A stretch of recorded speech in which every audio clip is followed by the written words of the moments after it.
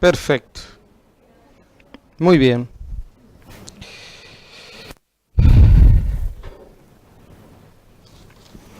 Lo que vamos a comenzar a analizar en estas últimas clases es mirar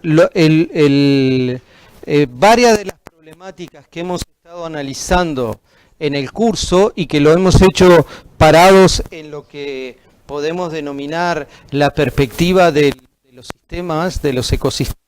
Vamos a mirarlo ahora desde la perspectiva de la gestión. Es decir, bueno, más allá de todas estas particularidades que tienen estos ecosistemas, cómo esas particularidades interaccionan con los ámbitos de gestión. Y una de las cosas que es bien interesante es que justamente la gestión de los recursos hídricos, por ser muchas veces bienes comunes, se transforman en definitiva en uno de los modelos más estudiados para entender cómo es posible administrar bienes comunes. No sé si han tenido la oportunidad de leer La tragedia de los comunes, 1969. ¿Quiénes de ustedes la leyeron? Bueno, ya veo lo que les espera este fin de semana, ¿no, verdad? En cualquier motor de búsqueda lo van a encontrar. Después de la salida del sábado pueden el domingo concentrarse en La tragedia de los comunes. No, es realmente una lectura obligada, porque es una lectura que es un trabajo muy fermental que reflexiona sobre un problema, y es que realmente las sociedades humanas lo que plantea es que somos incapaces de administrar bienes comunes. ¿Tá? Y bueno, luego de eso viene una investigadora muy famosa que se llama Ostrom, que justamente parada desde la economía, lo que empieza a demostrar que efectivamente hay muchos ejemplos de sociedades, de grupos humanos que administran muy eficientemente y muy sosteniblemente en el tiempo los bienes comunes. ¿Tá? Entonces vamos a mirar esta gestión y ver los paradigmas que hay detrás y bueno, y concentrarnos específicamente en el caso de los sistemas acuáticos. ¿Tá? Si nosotros tomamos un paradigma como puede ser el manejo de los ecosistemas, luego vamos a detenernos en detalle en esto, ¿no? Porque muchas veces utilizan los términos como manejo de recursos naturales, manejo de ecosistemas, o por ejemplo, manejo basado en resiliencia, ¿no? Y lo utilizan de forma muy temeraria, por decirlo de alguna forma, en el sentido de que utilizan el término porque creen que tiene cierto sentido y ciertas aplicaciones, y vamos a estar viendo probablemente ya en la próxima clase de que, ojo, detrás de esos grandes paradigmas hay toda una cantidad de supuestos que están detrás y que muchas veces nosotros no somos conscientes, y en realidad cuando lo conocemos queremos ir por otro lado. ¿Tá? Entonces, por ejemplo, parado en el manejo ecosistémico, el manejo ecosistémico tiene una serie de características, pero una de las cosas es justamente aumentar la producción de bienes y servicios, muchos de ellos valorados en el mercado, y lo que más le interesa al manejo ecosistémico es asegurar la persistencia de la provisión de estos bienes y servicios, en definitiva servicios ecosistémicos, en el tiempo. ¿Tá? Pero el manejo de ecosistemas, como vamos a ver en la clase que viene, tiene una premisa que no es un detalle menor, y es que utiliza una referencia histórica en sus objetivos y sus planes. ¿Qué quiere decir eso? Plantea una configuración del sistema natural y del sistema de gestión asociado que entiende como favorable y que lo ha visto en la historia reciente. Eso es manejo de ecosistemas.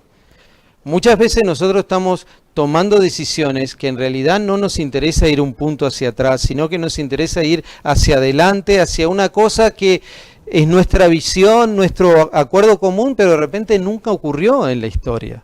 ¿Tá? Bueno, si están convencidos de eso, la ruta no es el manejo ecosistémico, eso se llama de otra forma, ¿tá? Pero lo vamos a estar viendo en detalle. ¿Ah?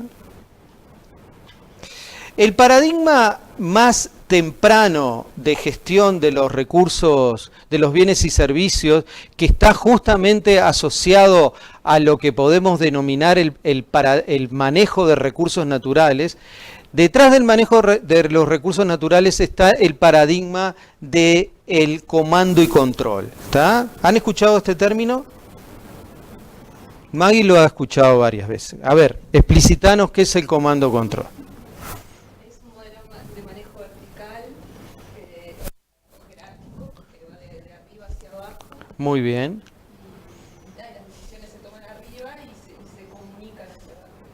Perfecto, pero además de ese diseño institucional, ¿qué otra característica tiene el comando-control? Las decisiones son absolutamente fragmentadas. ¿Tá?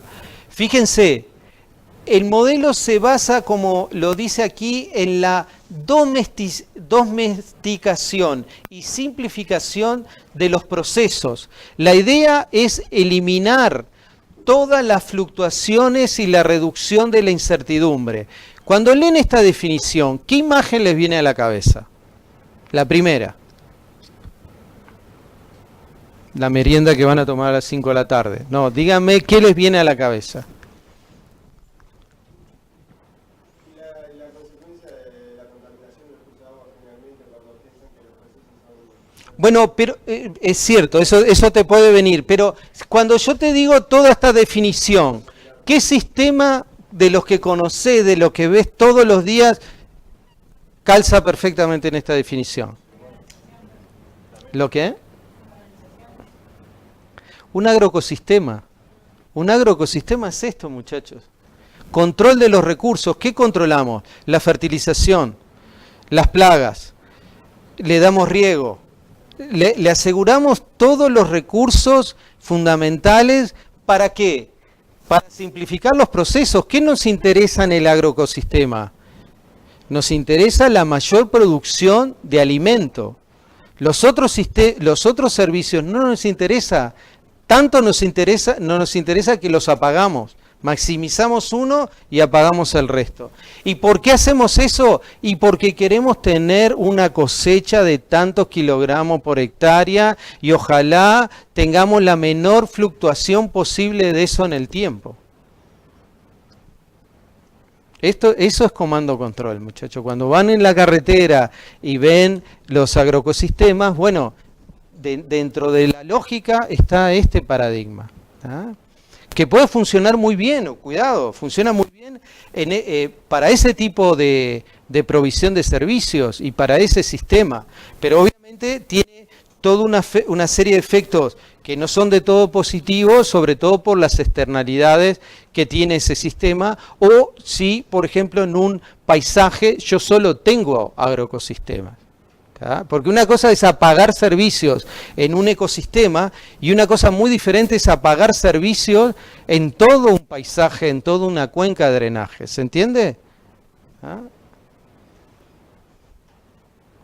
¿Ah? En el comando control, muchachos, como les dice aquí, el objetivo central es controlar los procesos clave. En este caso, la producción primaria del agroecosistema y los rendimientos por hectárea de alimento que queremos obtener, ¿no?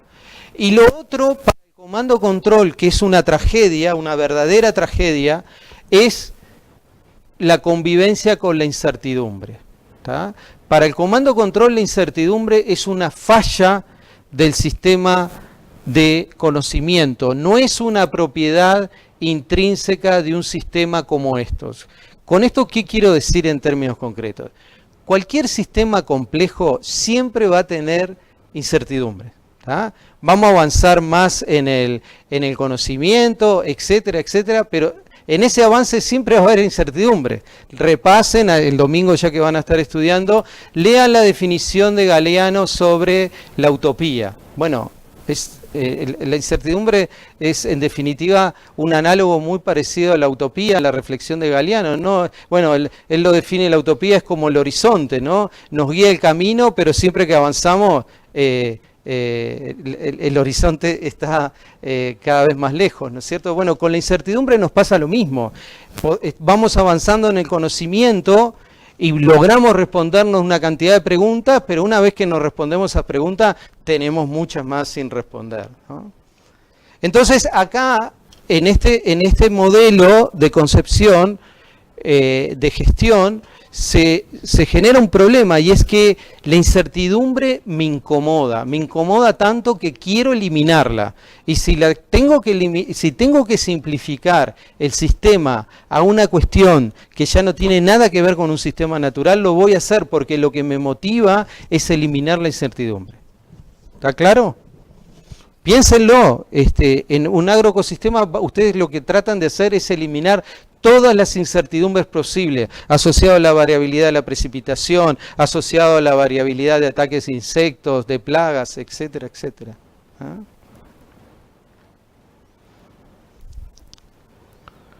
¿Cómo logra el comando control de esto? Lo logra de una forma muy sencilla.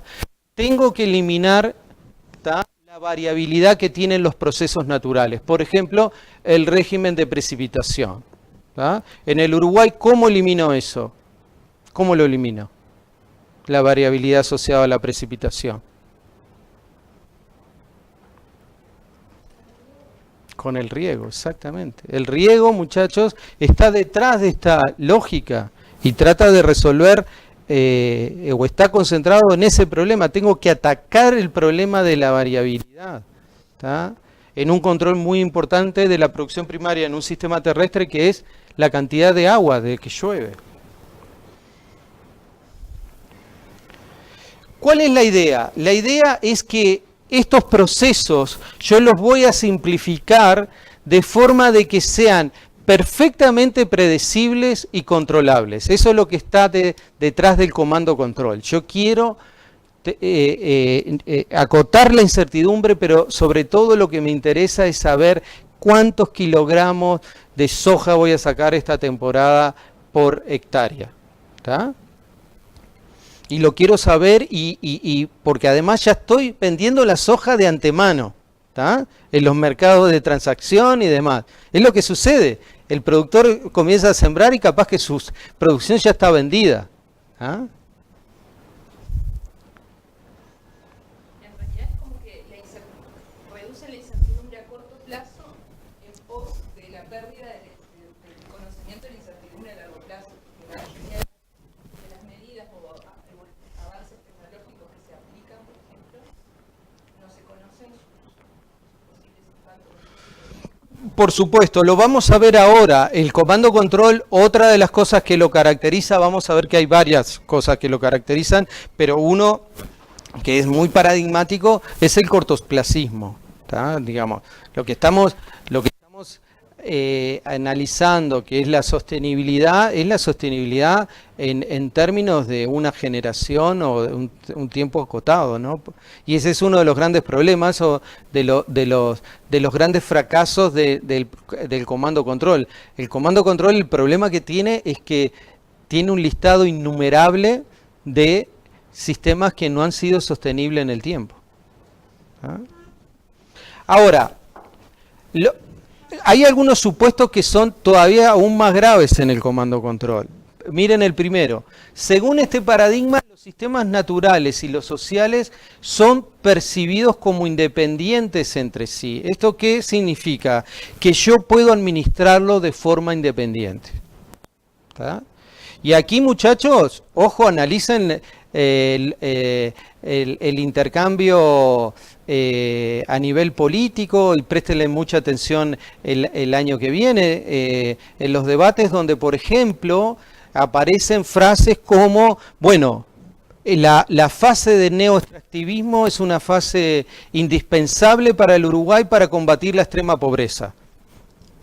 Ese primer supuesto ilustra esa reflexión. Que yo tengo la capacidad de gestionar esos sistemas como si fueran independientes y como que el beneficio que voy a tener en uno lo voy a poder trasladar en el otro sin afectar al primero. Que después me va a terminar repercutiendo en el problema social que estoy tan interesado en resolver. ¿Ah?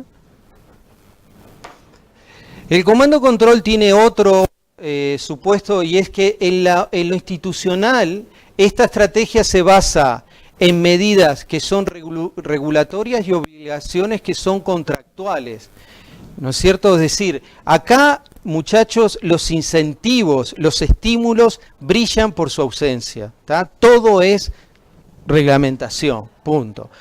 Tú no podés hacer esto porque si no te pongo una multa y pum. ¿Tá? Acá es coerción pura, nada de un estímulo, vamos por aquel camino, etc.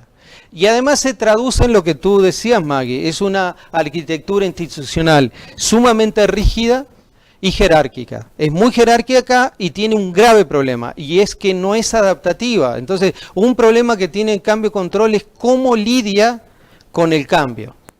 Y cómo lidia con todas aquellas cosas que nunca te imaginaste que iba a ocurrir. La sorpresa lo mata. ¿Y por qué lo mata? Porque es muy inflexible. ¿Ah?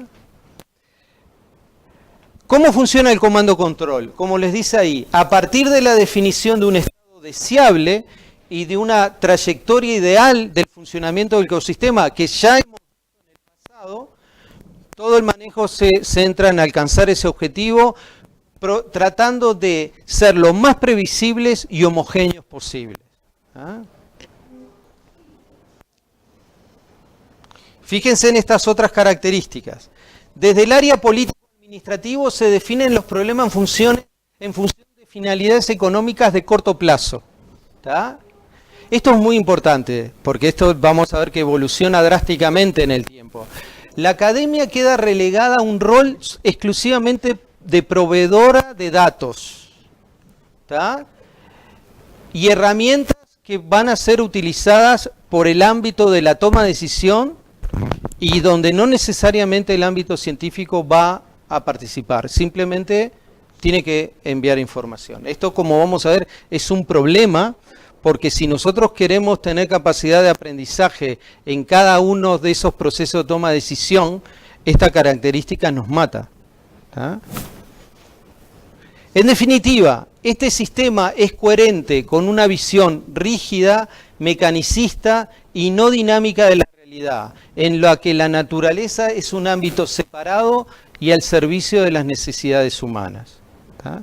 Todo esto que hemos estado reflexionando, ¿cómo lo ven ustedes de lo que conocen en su vida, en su historia personal, vinculado a la gestión de los recursos acuáticos en el Uruguay? ¿Cómo gestionamos los recursos acuáticos? ¿Está muy lejos de esto?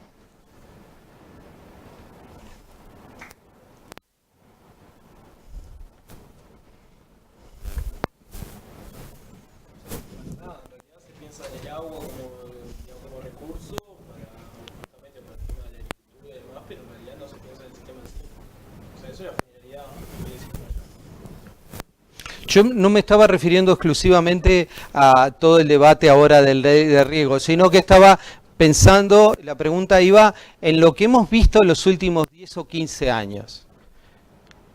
De ejemplos de gestión, de problemas que hemos tenido, de la falta de anticipación de problemas, ¿no? Por ejemplo, fíjense lo siguiente, tenemos problemas en el suministro de agua justamente en las cuencas que abastecen más del 70% de la población del país. ¿Tá? Una de ellas la tenemos en una de las áreas más productivas del país, la cuenca del río Santa Lucía. ¿Tá? La pregunta es, ¿por qué no tuvimos ninguna capacidad de anticipación de esa problemática si es una problemática que la conocemos hace 50 años? Porque no le interesó al gobierno nada. ¿No le interesó?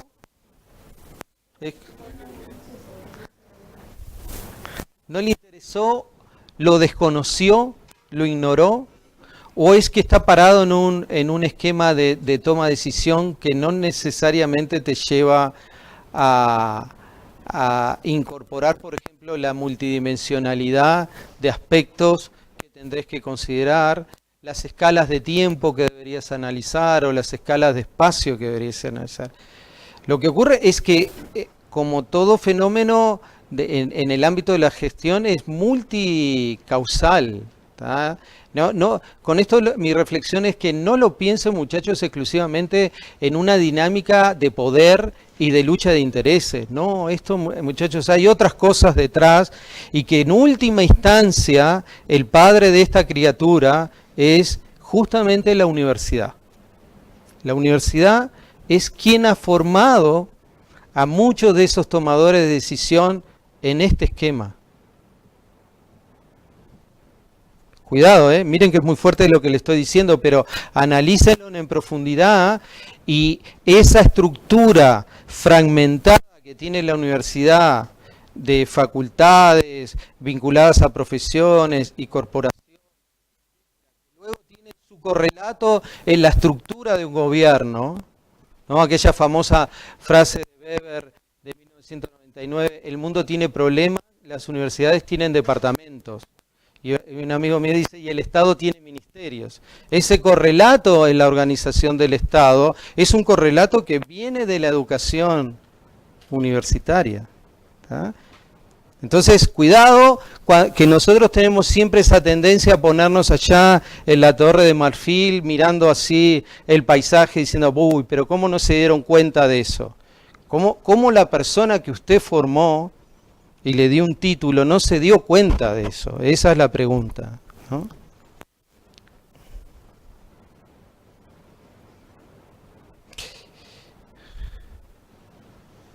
La situación tiene digamos, este paradigma entra en crisis, y entra en crisis en la administración de todos los bienes comunes, pero sobre todo entra en crisis en la gestión de los recursos acuáticos. Esta forma tan fragmentada de toma de decisión no funciona. No funciona en el sentido de que estoy perdiendo servicios claves y por otro lado no me anticipo a nada. Todos los problemas que yo ya que conozco me llegan inexorablemente. ¿Tá?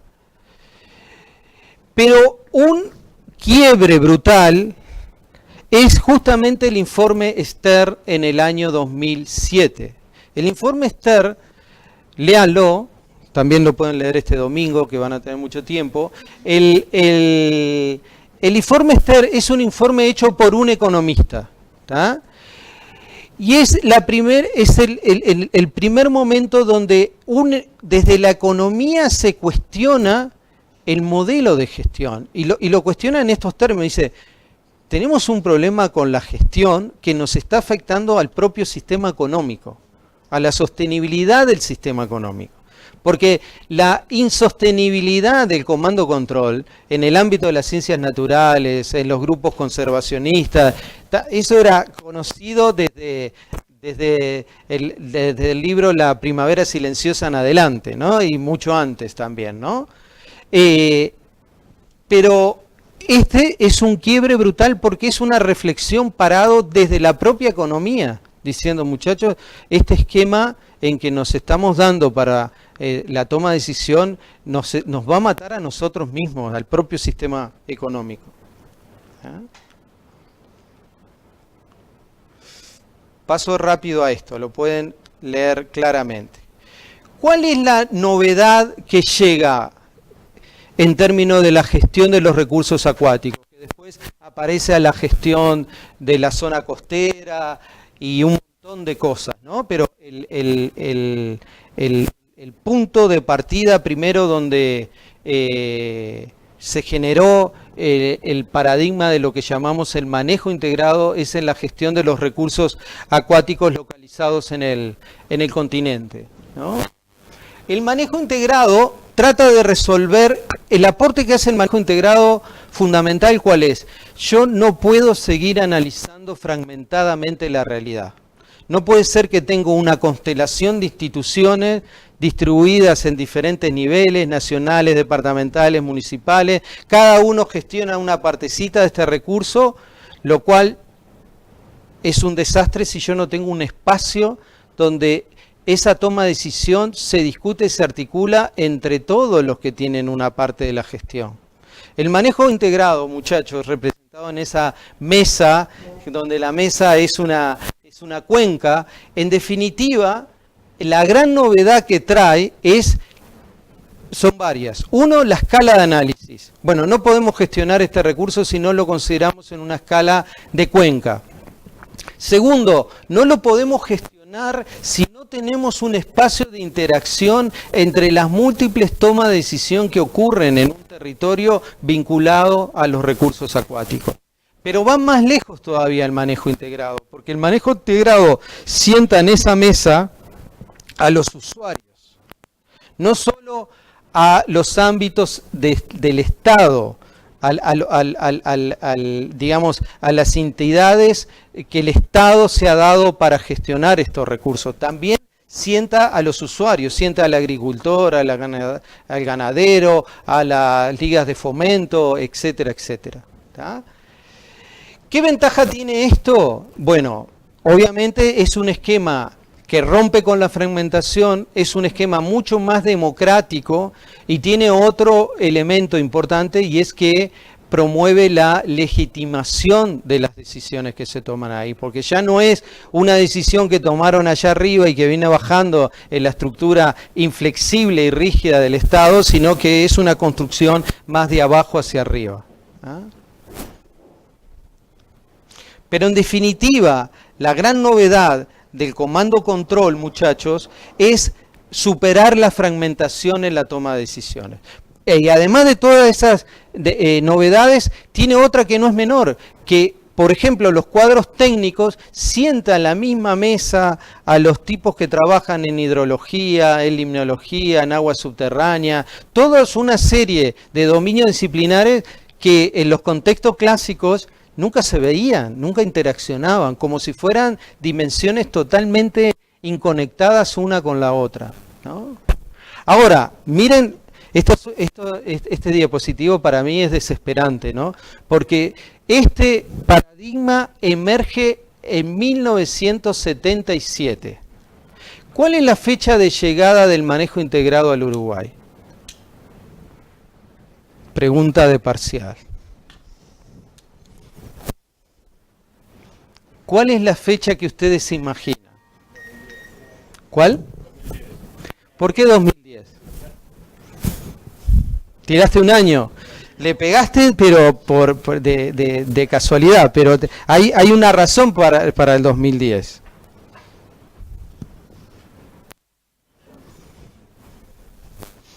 Ojo, hay gente que lo ubica en el 2004. Otros lo ubican en el 2010.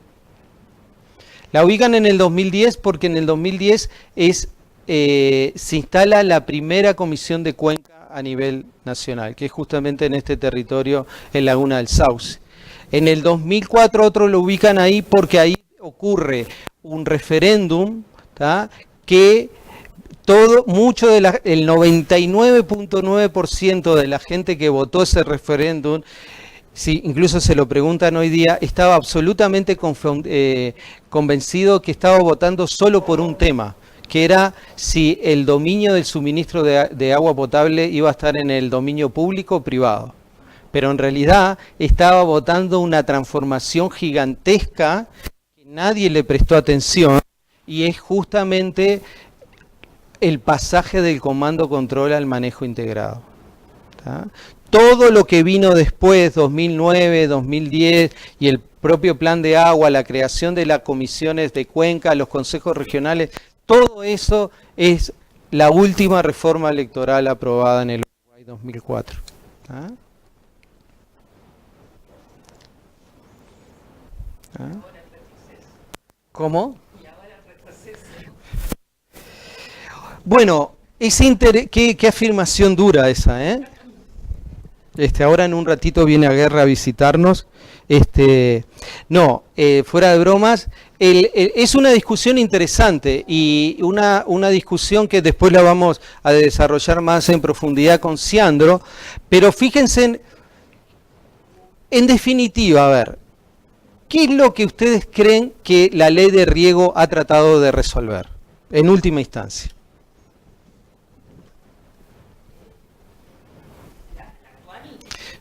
Lo que le estoy preguntando es la motivación, no lo que está plasmado en el papel y en qué resulta, pero ¿cuál es la motivación que ha estado detrás de modificar la ley de riego de atrás?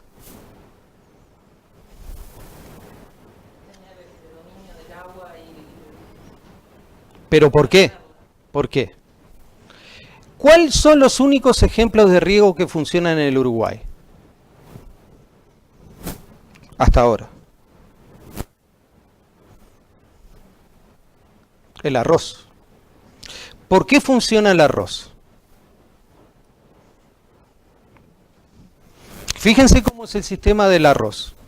En el arroz hay una persona que se dedica a almacenar agua, ¿no? Tiene su gran tajamar, ocupa su campo en eso y almacena una cantidad de agua en el invierno, en la primavera, y tiene un volumen que ya se conoce en detalle, y ese volumen, saben con suma claridad, da para regar tantas hectáreas de arroz, ¿no? Y de hecho los arreglos económicos van de esta forma. Bueno, plantá tantas hectáreas y de la producción yo me quedo con el 10, 15, 20%, lo que sea, y tú te quedás con el otro porcentaje. ¿Tá? Pero ¿por qué funciona el sistema? El sistema funciona porque uno almacena el agua y él tiene el control o tiene un dominio, qué es lo que pasa, digamos, aguas abajo de esa represa. Puede establecer toda una serie de acuerdos económicos con suma claridad. ¿Tá? ¿Qué es lo que pasa cuando vos te vas a otro cultivo? Soja, trigo, lo que sea. Vos tenés que volver a lo siguiente. Bueno, uno se va a dedicar a cosechar agua y va a estar allá arriba, en la parte más alta de la cuenca, porque quiero distribuir el agua por el sistema de drenaje natural, quiero hacerlo por gravedad, sin consumo de energía, toda una serie de elementos interesantes. Pero fíjense lo que pasa. Con la variabilidad de precipitación que hay en el Uruguay, de repente alguien sembró soja este año y capaz que no necesitó nada de riego, porque las lluvias fueron normales. Pero al año siguiente sí, y de repente viene 2 o 3 más y no. Bueno, entonces, ¿cómo se reparten los beneficios, en este caso, el que está almacenando agua y el que después la va a utilizar? No es el mecanismo del arroz, es un mecanismo mucho más difícil de gestionar. ¿Tá? Porque el que se dedica a cosechar agua, si no la utilizan, pierde todo. Y ese es el nudo que está detrás de esto. Es el nudo, es la resolución de un problema de interacción económica. Pero fíjense que otra cosa pasa. Si ustedes miran la ley original de riego y miran este avance, una de las cosas que les va a llamar la atención es que esta nueva ley incluye toda una cantidad de aspectos ambientales que la otra no consideraba. ¿Tá? ¿Por qué es eso? Bueno, por una cantidad de cosas. Pero lo interesante es que esta modificación, que en muchos aspectos es sin lugar a dudas cuestionable y que interpela cómo gestionamos, qué valor le damos al agua, etcétera, en muchos aspectos es un avance sustancial en términos ambientales. De hecho, si ustedes miran, tómense en un día el trabajo, puede ser también el domingo, agarren el Google Earth y miren la cuenca del río, la cuenca de Laguna Merín. El margen oeste. Es un mosaico de represas. ¿Tá? Si esas represas se empezaran a construir hoy, ¿no? La gran mayoría de ellas no se construye por consideraciones ambientales, se construiría un diseño totalmente distinto. ¿Ah? Con esto, muchachos, no los quiero convencer de estar de un lado o del otro. Lo que les quiero hacer es que es una multidimensionalidad muy grande de factores que inciden, ¿no? Y bueno, administrar ese